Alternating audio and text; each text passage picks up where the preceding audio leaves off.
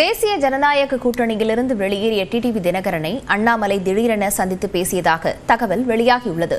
இதன் பின்னணி என்ன, விரிவாக பார்க்கலாம் இந்த தொகுப்பில்.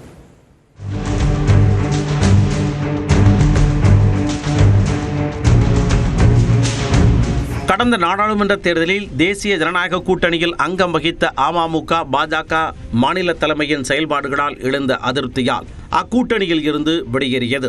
ஓ பன்னீர்செல்வம் விவகாரத்தில் நயினார் நாகேந்திரனின் நிலைப்பாடு குறித்த குற்றச்சாட்டுக்களை அடுக்கிய டிடிவி தினகரன் எடப்பாடி பழனிசாமியை முதல்வர் வேட்பாளராக கொண்ட கூட்டணியில் இணைய வாய்ப்பே இல்லை என திட்டவட்டமாக கூறினார். இந்நிலையில் தேசிய ஜனநாயக கூட்டணிக்கு வந்தால் ஓ பன்னீர்செல்வம், தினகரன் ஆகியோரை ஏற்றுக்கொள்வோம் என்று தெரிவித்திருந்த நயினார் நாகேந்திரன் அது பற்றி அவர்களிடம்தான் கேட்க வேண்டும் என தற்பொழுது மழுப்பலாக பதிலளித்துள்ளார். எடப்பாடி பழனிசாமியோட தலைமையை ஏற்க மாட்டேன்னு சொல்லியிருக்காங்க. நீங்க என்ன ஸ்டெப் எடுத்துருக்கீங்க? அதாவது இந்த தேர்தலுக்கு இன்னும் 6 மாதம் இருக்கு, 6-7 மாதம் இருக்கு. கூட்டணியில் அவங்க உட்கட்சி பிரச்சனை, அவங்கள ஒன்று சேர்க்கறதுக்கு நாங்கள் எப்படி ஸ்டெப் எடுக்க முடியும்? தேர்தலில் கூட்டணின்னு வந்தால் நாங்கள் கூட்டணியில் சேர்த்துக்குவோம், பண்ணிக்கலாம். அண்ணாமலை தொடர்ந்து ஒரு என்டிஏ கூட்டணிக்குள்ளார வரணும், இல்லைன்னா அவங்களை இணைக்கணும் தொடர்ந்து அண்ணாமலை வலியுறுத்தி வராரு. என்டிஏ கூட்டணியிலேயாவது அவர்கள் இணைக்க வாய்ப்பு இருக்கா இல்லையா?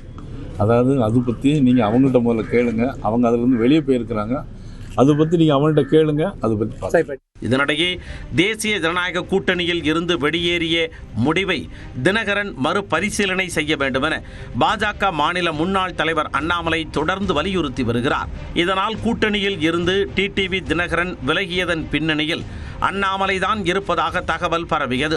இதை திட்டவட்டமாக மறுத்த அண்ணாமலை நண்பர் என்ற முறையில் தினகரனை சந்தித்து பேசுவேன் என தெரிவித்திருந்தார். அதன்படி சென்னை அடையாறில் உள்ள டிடிவி தினகரன் இல்லத்தில் அவரை ஞாயிற்றுக்கிழமையன்று அண்ணாமலை சந்தித்ததாக தகவல் வெளியாகியுள்ளது.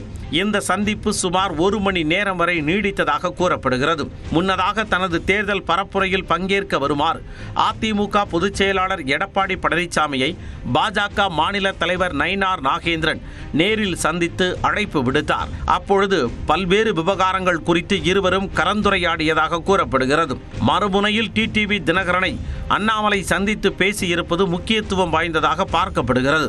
இதனிடையே டெல்லி சென்ற நயினார் நாகேந்திரன் பாஜக தேசிய தலைவர் நட்டாவை நேரில் சந்தித்து பரப்புரை சுற்றுப்பயண தொடக்க நிகழ்வில் பங்கேற்க வருமாறு அழைப்பு விடுத்தார்.